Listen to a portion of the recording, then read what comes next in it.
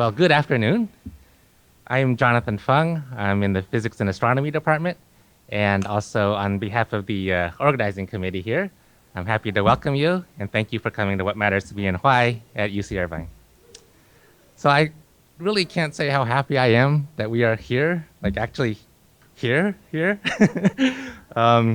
a few reasons, actually. One is this is actually the start of our 10th season of What Matters to Me and Why. And that means that mostly undergrads on campus here were in elementary school when we started, which is a pretty sobering thought for me. I thought we just did this, a few years ago. But I think that's a fact. This is a really nice series. It's been going on for a while. Second of all, obviously, it's a fantastic privilege to be able to welcome everybody here. This is our first in-person one since February 2020. So I still remember March 14th or so, we had to cancel our What Matters to Me and Why with a day's notice because of COVID. And we haven't had a single in-person one since then. But of course, we had them on Zoom, and Zoom is great. I'm very grateful to Zoom. But something about What Matters to Me and Why talks is not fully captured by Zoom, I think we'd have to say. And so it's just really nice to be able to be here back in person. Third, of course, we are never going to return to normal. So we are also privileged that we have not only in person, but also the Zoom thing, as you've seen. And so that's a new thing for us. And we hope that that makes these talks available to many more people than could join us otherwise. And fourth, but not at all least, I'm super happy to introduce today, because of our truly distinguished speaker, Provost Hal Stern, who you will hear about and also hear from in just a few minutes. All right, so for those of you who have not attended any of these talks before, let me just say very briefly what they're for. This is basically a series that's designed to give people at UCI a chance to hear from each other on a sort of personal basis. Every month, a faculty member or a staff member speaks and is just simply asked to answer the question, what matters to them and why, in as sort of authentic and as much detail as they'd like, but there's really no prescribed topic, and people just asked to take it where it goes. And we have seen people take it in absolutely fascinating directions. We have had a diversity of talks, as you might expect, given the diversity of speakers, from talks that are just basically absolutely hilarious, talks that are deeply moving, some very sad. I would say if I had to sum it up in a word, they've been inspirational. And I don't mean that in the sort of overused way. They've actually inspired me with remarkable regularity. So together, these talks we have a library of some 70 talks, which are on the web, you can view, and they give us a little picture of what makes people tick, in particular people who are here at UCI every day making a difference and every day sort of defining the institution that we're a part of. Now some administrative notes. If you don't want to be on the video, so you see it's being videotaped, then probably you don't want to sit in the front row, so you can at the next break move back a bit.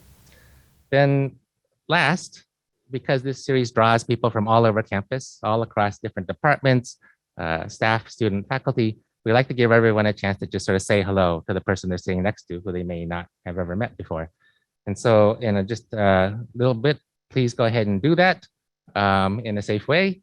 And then after a minute or two, Kevin Bassemeyer, my good friend and colleague, will come up and introduce our speaker. Okay, we're ready to get started now. My name is Kevin Bossenmeyer. I'm on the organizing committee for What Matters to Me and Why, and I'm also a public affairs host interviewer on KUCI Radio 88.9 FM in Irvine. And my show is UCI Conversations, where every week we explore another corner of the Atlantic blue and gold, and that's where I met our speaker today.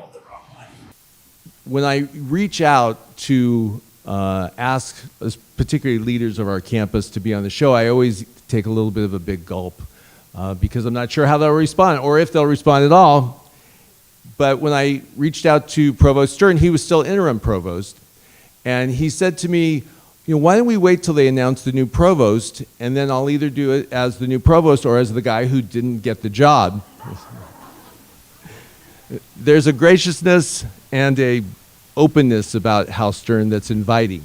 People like him.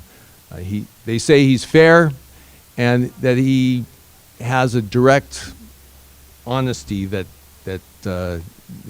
just how he is. It's in his personality. two of his colleagues in the statistics department spoke with great affection about Hal. And one of them said that the reason he came to UCI was because of Hal Stern. Another 30-year veteran leader of our campus said that one of the top 3 things to happen to UCI is when Hal Stern became provost. So, no pressure, Hal. Now, just a couple sentences about his resume. He grew up in Queens, New York City, the son of a cocoa bean commodities dealer and a stay-at-home mom. He studied at MIT, then went to Stanford, began his teaching career at Harvard, was tenured at Iowa State University, and then came to UCI in 2002 to start the statistics department. We very much appreciate Hal agreeing to do this talk today, and we're excited to hear about what matters to him and why. So please give a great big warm anteater welcome to Hal Stern. Thanks, Rob.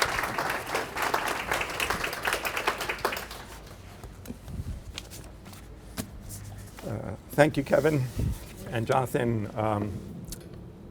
Grateful to the organizing committee for inviting me to participate in this.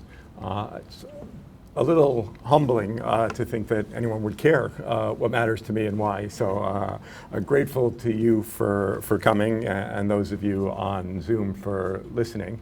And I'm really grateful that they figured out a way to turn the room so that I could do this without a mask. With my glasses, that leads to all kinds of problems. And some apologies to those, especially on Zoom, for whom it looks like, you know, Moses with the tablets is talking to you with the sun in the background.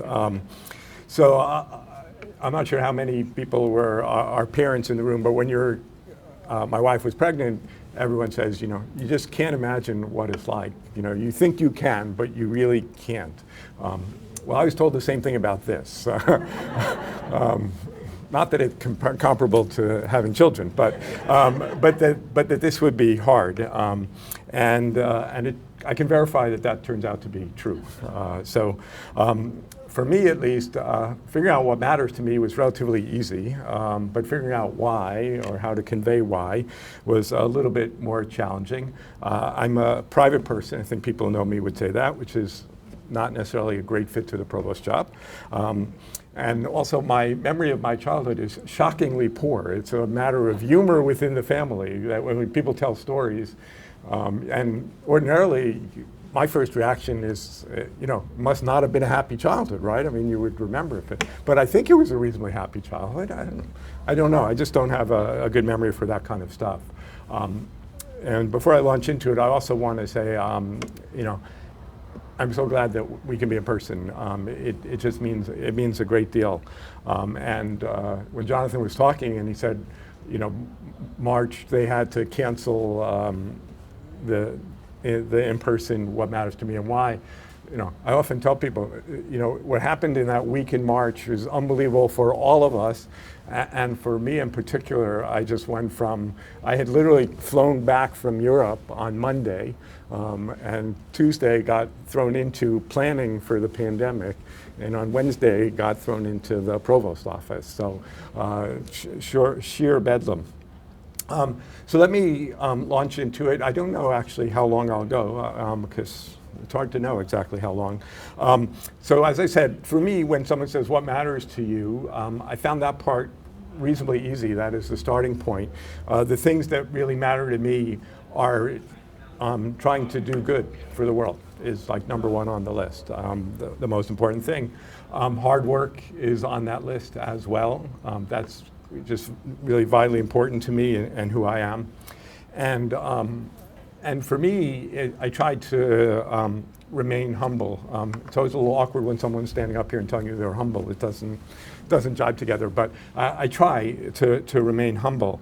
And I do that for two reasons, one of which is because, you know, nobody does anything by themselves. And so there's this enormous support structure. And it's truer in my present position than in almost any other position I've ever had. But also because as a statistician, they mentioned I'm a professor of statistics, I have real appreciation for the role of, if you will, luck, a chance, uncertainty in how life goes, and that week in March being an example for it. So those things, for me at least, keep me from, or I hope keep me from getting too far ahead of myself. And the last thing that matters to me, and I think it matters to everyone in the room, is the key role of education in society, the ability to transform lives, and all of that. So and as I'll get to in a little while, at UCI in particular, it's really been. I moved here like almost everyone. I'd never heard of the place, right? Almost 20 years ago, and didn't know a lot about UC Irvine, and have seen it grow and have seen it develop. And what happens here and the mission that happens here is so special. And I did not appreciate it before I got here, but I certainly appreciate it now. So as I said, those are the key things that matter to me. The why for me was a little harder, and I'm going to go back a little bit in personal history to say it, to say why, and then touch on a few other things as well. So begin with my parents. My grandparents actually were immigrants to the United States from Eastern Europe. And they came at different times, typically most of them in the 1920s or so. So my parents are first generation in the US. And the only grandparent I knew was my paternal grandfather. The others basically had all passed away before I got a chance to know them. And they were very poor. They settled in Brooklyn, which is where kind of big Jewish community. They settled in Brooklyn, in New York. They were very poor. My parents grew up very poor. My mother in particular, her mom was widowed, and there were, I had to count this morning, 6 children, and my grandmother. And they lived in a very small apartment on, precursor to food stamps, public assistance programs. And my father, poor, not as poor as my mother, it's not a competition. But they also, so they grew up in this environment where college was not part of the equation at all. Right? So neither of them went to college. My father was very smart and would have thrived, I believe, in a college environment, but it was not something that was done. He went to the Army. He was between World War II and the Korean War, so, and then he came back and got a job. It's really interesting. What he ended up doing in the Army was something like secretarial work. So he learned shorthand, and he, supported, the commanding officer in a variety of ways. And it turned out for him that was the skill set that led to his career. He became essentially a secretary for in a small company for the CEO, the founder of the company.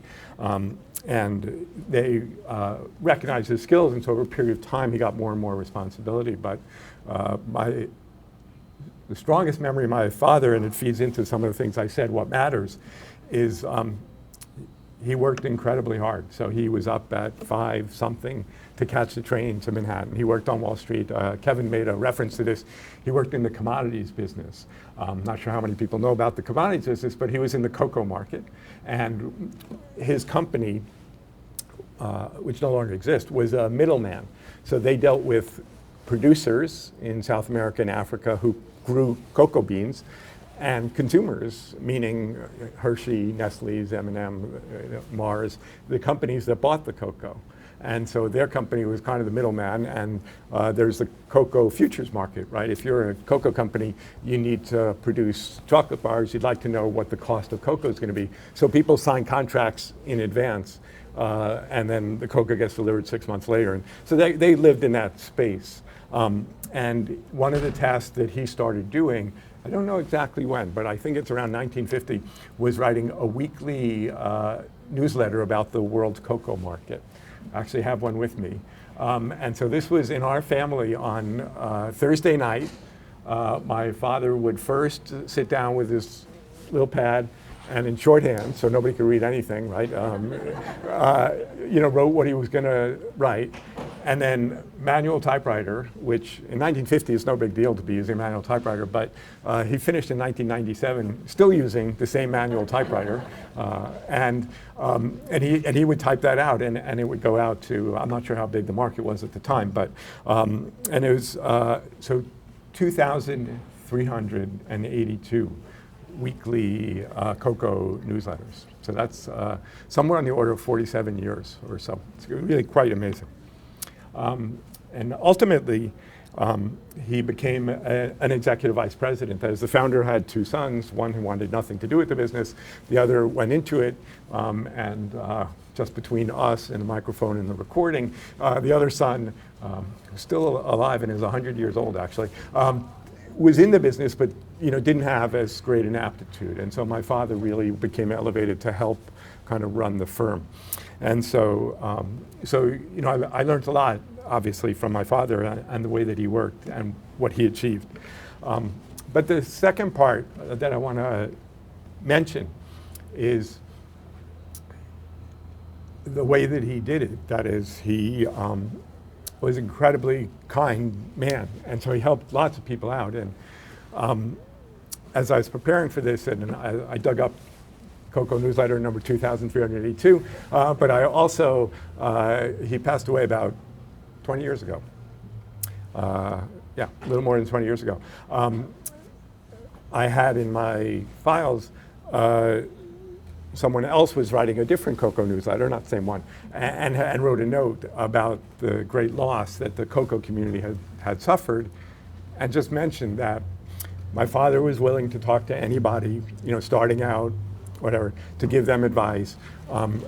I know, and I don't know a lot, but I know of 5 to 10 people where he kind of got the person the first job in the business, and he was just that kind of person, and he was really truly wonderful. And so taking the time, working with other people. So these are some of the things that that I grew up with, and as I said, really fed into, to some extent, the work hard and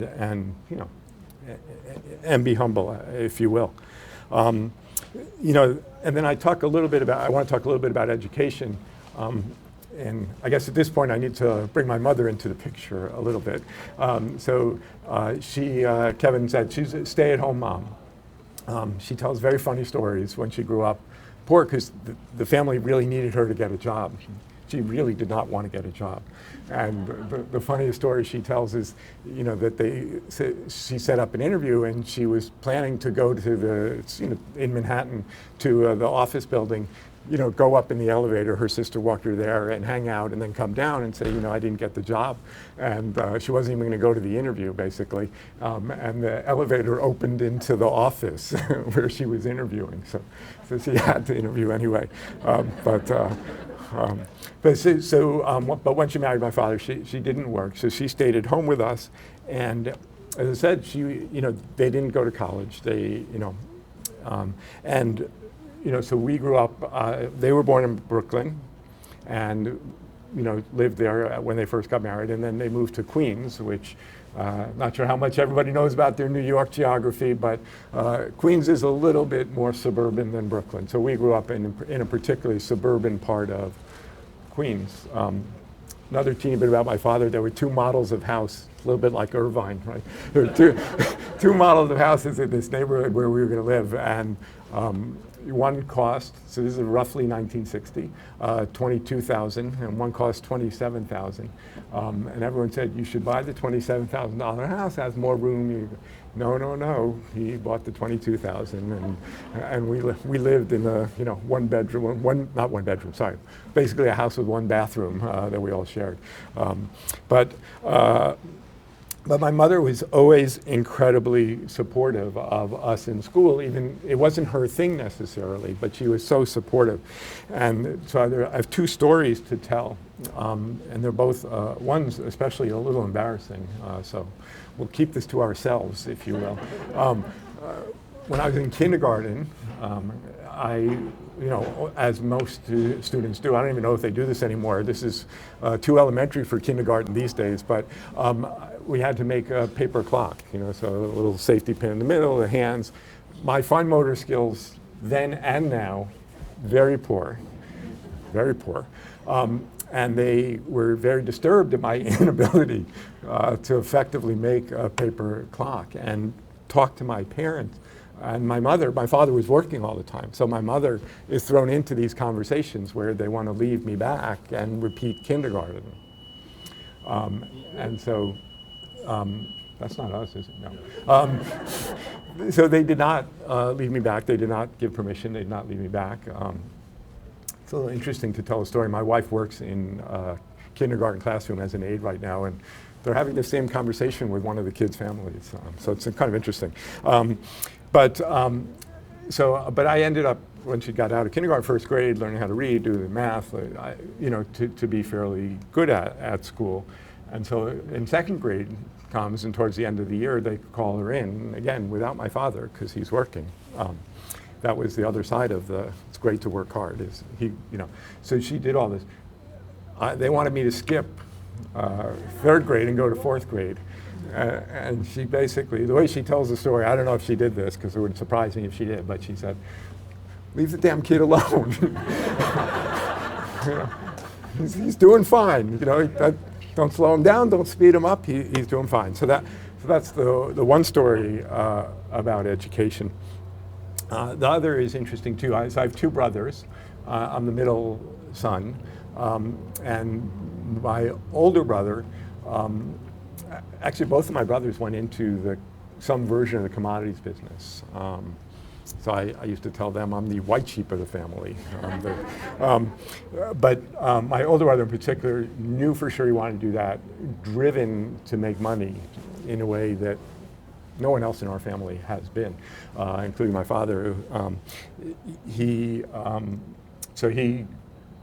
went and worked on a cocoa farm in Ecuador one summer, and then he went to London and worked on the exchange, and he knew what he wanted to do, and he went to do it. And so the story I'm going to tell you is I'm in college, he's out of college, and for the first time my parents are going on vacation and leaving him in charge. So that's kind of a big deal. And what my mother in particular said to him, they had to basically show him, where the safe deposit box was and what's in the safe deposit box and all that stuff. They were going overseas for a couple of weeks. And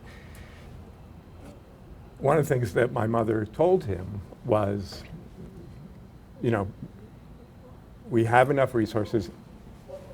This is almost a quote, Hal goes to as much school as he wants. And that always touched me a little bit, because my parents had no idea what college was like, what might come after college, but they knew that there was potentially more. And so that always meant a lot to me. My brother was always been very supportive. He did like the money, but he made his own, and he let me go to as much school. No, my parents made it back fine, but that part of the story really means a lot more to me in hindsight than it really did at the time. And the reason I say that, and this is where it comes a little bit back to the UCI mission, is I was a first-generation college student in the way that we talk about. But there's lots of different ways of being a first-generation college student, and my father was very successful. And so by the time it was time for me to go to college, it's just a given that I was going to go, which is not true for many of our students. And there were any university was a possibility, right? So as Kevin said, I went to MIT, which was, really great fortune for me to be able to do that. But I was first generation MIT, but obviously it's a very different era. There was not a lot of talk about first generation and what it meant. And so I didn't realize I was first generation college student at MIT at the time. I was just a student at MIT. But when I got here, I recognized some of the things we talk about here that were not discussed as much there, of, do students know to go to an office hour? That was totally foreign concept to me. I don't think I ever went, to be honest. And when it came time to graduate, I didn't know what applying to graduate school was like, and and you could actually tell because I applied to like 4 different types of graduate school. I applied to business school, I applied to PhD programs in economics, I applied to a bunch of stuff, and I didn't really know what I was dealing with, and so I ended up taking a job for a couple of years at some level to really sort it out. But and as I say, I didn't think about much of this at the time I was doing it. But in hindsight, it has given me a great appreciation for what we do at UC Irvine, and what it really means to be first generation, especially for many of our students who are first generation and coming from poorer backgrounds, where potentially, they'll be the ones to change their families' lives in a way that my father changed the trajectory of ours. So the last little bit that I want to talk about is, as I mentioned, I think I've hit on most everything, but the part of the why for me is really appreciating the role of uncertainty and variability. And so, though I was told not to talk about statistics, I can't help myself. Part of what has always attracted me to statistics, in fact, was, and again, I didn't know this. I didn't know I wanted to do statistics until the 2 years I was working at age 23, 24, 21, 22, 23, figuring out what to do. And I realized that statistics was the core of what I was interested in, and went back and studied statistics. But the 2 key concepts in statistics is the only teaching part, no formulas, no questions, no quizzes, is the role of uncertainty, that is, coming to grips with uncertainty and not knowing kind of outcomes, and variability, which is a related concept, but variability to statisticians just means recognizing that if you did it again, the answer might come out differently. And these are fundamental to everything statistical, at least in my view of the world. And I find it comes up pretty much every day in a lot of different ways.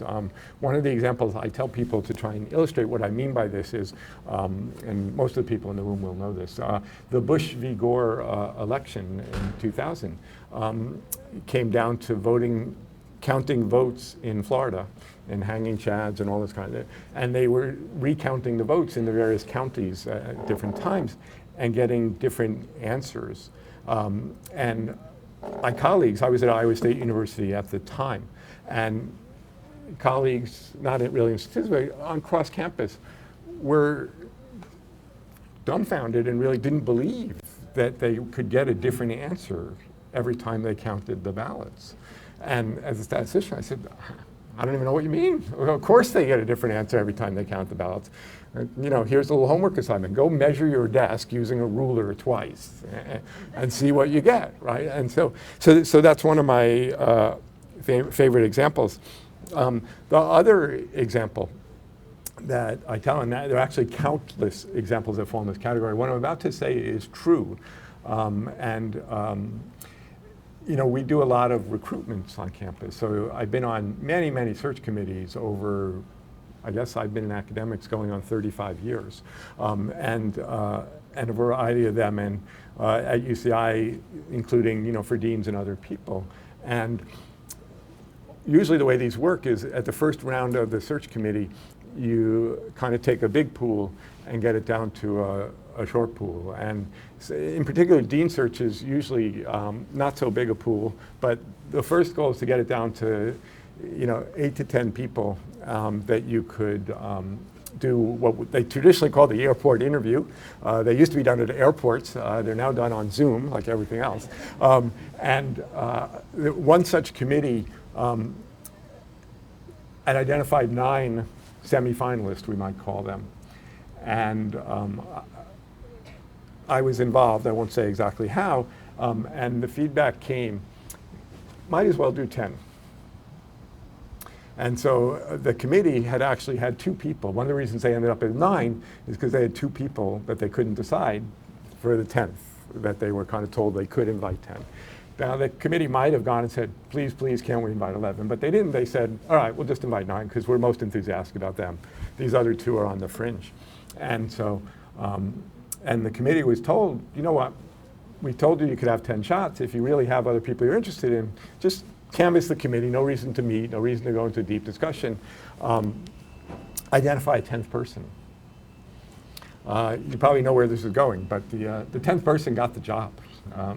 And so if you think about how close that person was to not even getting the semifinal interview, right, it's just really, for me, so many examples of how much chance and good fortune really play in the way the world turns out. And some of the people that I work with know this. I mean, I took the vice provost of academic planning job in part because I wouldn't have to be the provost. And I could work on the pieces that I wanted to work on in support of the previous provost. And there were pieces that I was very interested in for the campus. And so you never know what's going to happen. So I think I find that a helpful, those elements help me in my kind of day-to-day and appreciating and what happens. And so really, just to try to wrap it up, I think, some relatively simple ideas. I forgot what that book was called, but it's like everything I needed to know I learned in kindergarten or something like that, right? It's do good and be happy, or kind of how I try to live my life. As I've shared, I'm highly impacted by my parents and my upbringing, but have really come to love what we do at UCI and see that as a really special place to, as it were, be happy and do good. So thank you for listening. I really appreciate it. I'm really honored to have been asked to participate. And thank you for being here.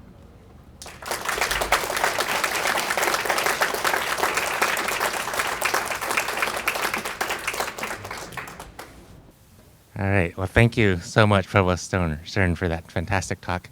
We do have time for questions now, and this is a really nice part of these talks.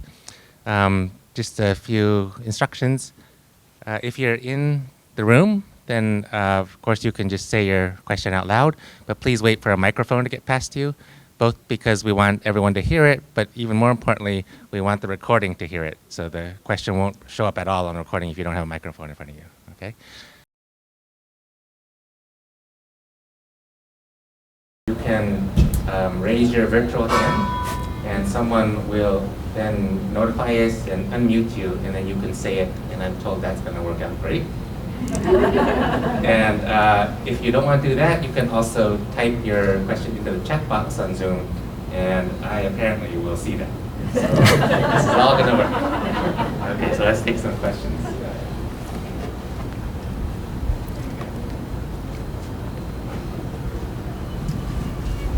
As someone who graduated with kind of an uncertain future, you could go back, we'll just say 20 to 30 years, and give one piece of advice to you at that time, based on all of your experience, what would it be?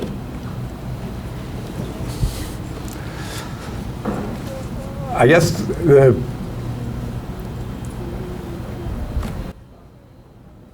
the advice that I would give, or do give, say, to my children, is really to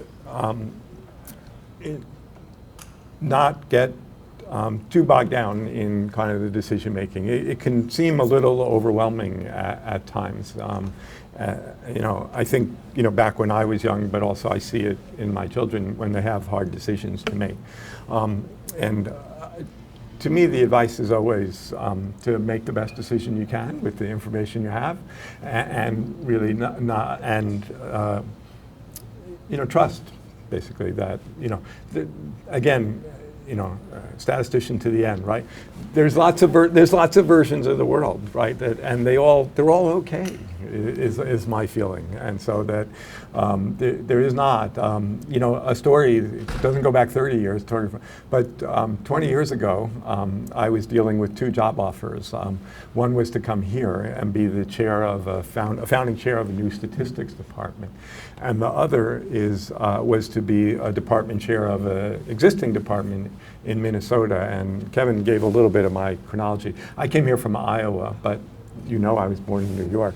My wife was an unbelievably good sport when it came time to leave Harvard, which it often does, and the best opportunity was in Iowa. So she grew up in Florida, so we moved to Iowa. The way I always describe it in Iowa, though I did get tenure, is we were always renters there. We were not going to spend the rest of our life in Iowa, and so when these opportunities came up, and I said to my wife, I said, "You were such an incredibly good sport. You make the call."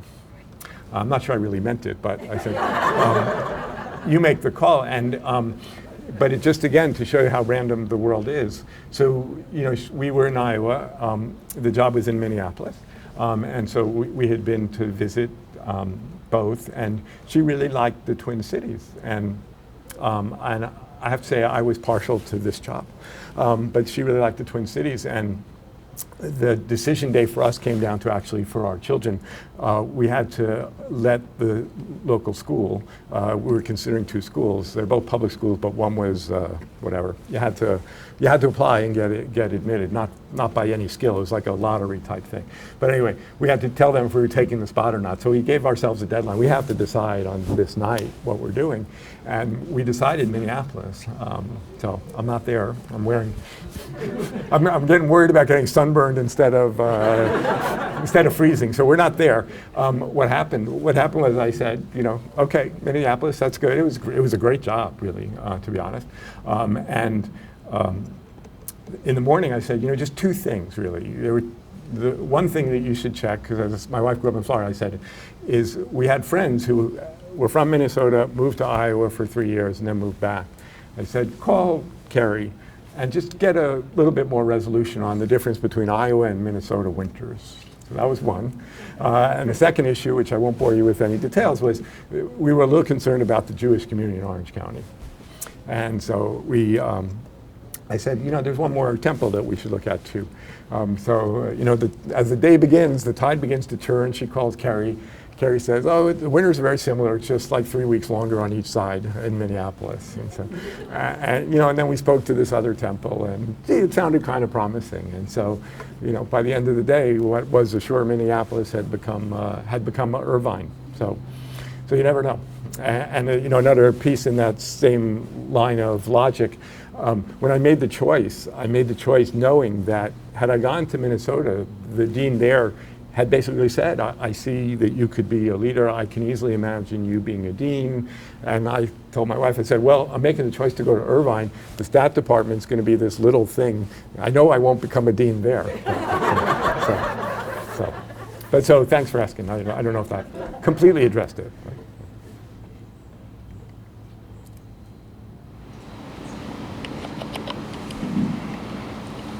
So my question is, I was curious, how you're in this position, you have a lot of opportunities, challenges that you're experiencing and encountering from someone in higher education with a lot of power and influence. I guess I want to ask you, what keeps you rooted to your values and your beliefs? I didn't hear all of it. I heard the end. I want to ask you, so how do you stay rooted to your beliefs and your values? It's a great question. As I say, I think, the whats are easier than the hows and the whys. I'm not quite sure that I even can give a good answer to that. That is, I just think it's very important to, interact with people the way you would want to be interacted with. The things that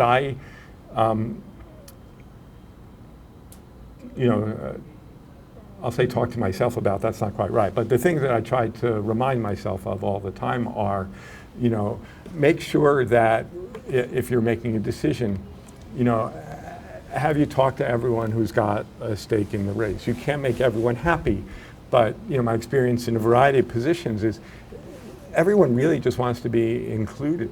And so having those conversations is really important. So that's one way, anyway, I think that I try to keep to the values, is remember, who's being impacted and make sure that you talk to them. One of the things I've tried to do, just as a small example, is when we put together dean search committees, one of the things that always struck me was that students ought to be included because they have a stake in the dean. And so we've been doing that for the last 15 months or so. And so far, I think last year we ended up running 4 dean searches. And I believe it's in every single case, the search committee at the end, the chair will say to me, "Oh, it was unbelievable. The student was the best person on the whole committee." There were 2 students, a graduate student and an undergrad. They took it serious. But so that's kind of an example of how I think about things and how I try to stay focused. We have a Zoom question. Yes, so I just wanted to ask the question of, given the fact that you are a very private person and maybe even, described as perhaps introverted, how have you navigated roles that require you to be such a public-facing person in faculty, dean, and now your current role? Yeah, thanks. It's a great question. I was the ideal provost for a pandemic. I read early on and throughout the pandemic, this notion that the pandemic was somehow made for the introverts, who is the revenge of the introverts. But it's a good question in a few different ways. People who know me were surprised, for example, when I became a dean, and even more so now. They didn't, and even taking the job at Irvine instead of Minnesota, they don't think of me as a risk taker, which is a fair comment. I mean, it's not an insult or anything. It's a fair comment. I often tell people, we have Beale Applied Innovation, which does great work on entrepreneurship, but it's a challenging job at the university in part because choosing to be a university professor is a fairly, in my view, non-entrepreneurial choice. You are an entrepreneur, you start up your lab or you do whatever you do, but it's not a ton of risk, especially if you get tenure. And so it's not high risk in that way. Despite the fact that I consider myself introverted and private, I do actually enjoy teaching and explaining. And so for me, that's been the piece that's always allowed me to talk. So the first time I went to teach, again, you don't really know what that's going to be like either, but, I taught a fairly, I was going to say fairly large, but you have to define your context. I was at Harvard at the time, fairly large for Harvard class of 100 to 200 people. But I liked it. I'm not a performer. I don't like performing in lots of ways, but talking about statistics and trying to convince people about how valuable it is something I like. And that's kind of carried over to the other jobs. And so, being a dean, working with the alumni community and industry partners and philanthropic work really requires you to go out and do some of those things. And so, I'm an honest person. It's not my best part of the job, but I've become comfortable with speaking through my work as a faculty member, and that carries over a little bit. Hi. Hello. So having led a life in academia and also being an educator yourself, what do you think is core to education if you could distill it into like one or two things? I'm sorry, core to education? That's what do I think is core to education? Yeah. This too evolves, I would say. I probably wouldn't answer that today the same way I might have answered it 10 years ago or 20 years ago. But fundamentally, I think education and I think about more and more in these terms, it's really about trying to give people the skills to change their lives. And it can be in a lot of different ways. So there's the content, right, that we teach. So there's conveying information, and in that way, hoping to change people's lives. But increasingly, I guess I think a lot about, given the UCI mission and the students we deal with, is exposing people to, a life, knowledge, and the value of knowledge, sharing knowledge, questioning knowledge, and the like. It's interesting time that we're living in where, knowledge is somehow questioned in a way that, I don't know, I certainly never would have imagined, the failure in our country to believe public health experts, right, to believe expertise, that, that there's a non-trivial, but it's worse than that. It's a very significant, I hope still minority of the population that somehow doesn't value knowledge. And so that conversation is less about content. I mean, they went to school, they learned whatever, algebra and all, but somehow left at the end of the day with not an appreciation for the importance of inquiry and knowledge and questioning and analysis and synthesis and the like. So I somehow think, as I said, I don't know that I would have said that 20 years ago, but right now I think of that as being the core of what we're trying to do, especially at this level when we teach our students. Thank you, Hal. So there's a question that came in on the chat. What is the biggest lesson you've learned from the pandemic, and how does that impact your work at UCI?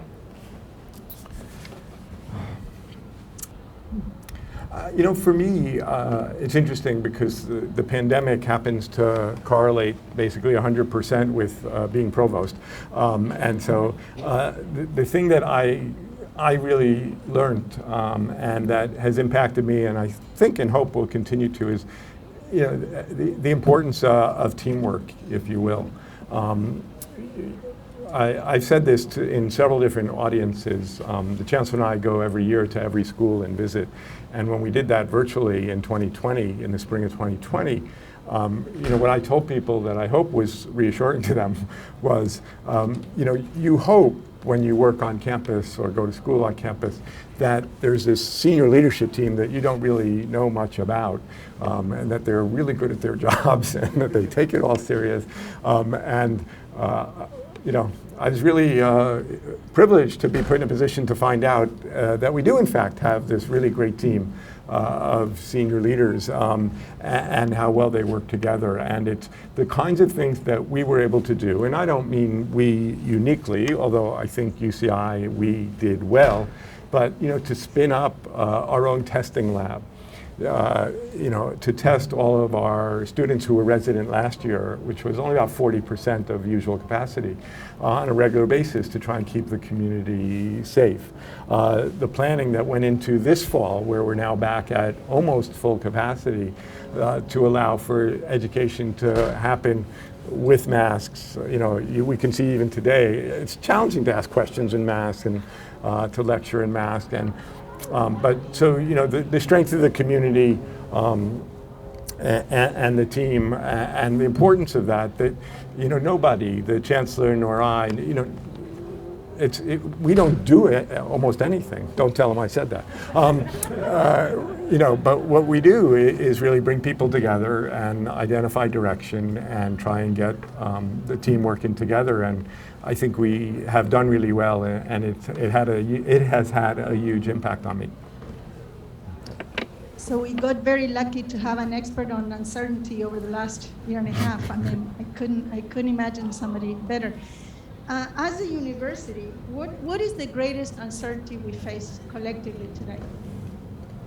Ooh, that's a good question. I appreciate the recognition. In fact, one of the things I said more than once during the pandemic was, I like uncertainty in an academic way, but as when we're trying to plan for the fall, it's kind of a royal pain. You would not have any idea how many students you can fit in a classroom or in a dorm room or in anything. I think Kevin said it, but my strength or weakness, I'm a brutally honest person. The university's in really excellent shape, and really came through the pandemic. We've had outstanding financial leadership among everything else. And so we're in good shape, but universities in general are really facing a budget challenge.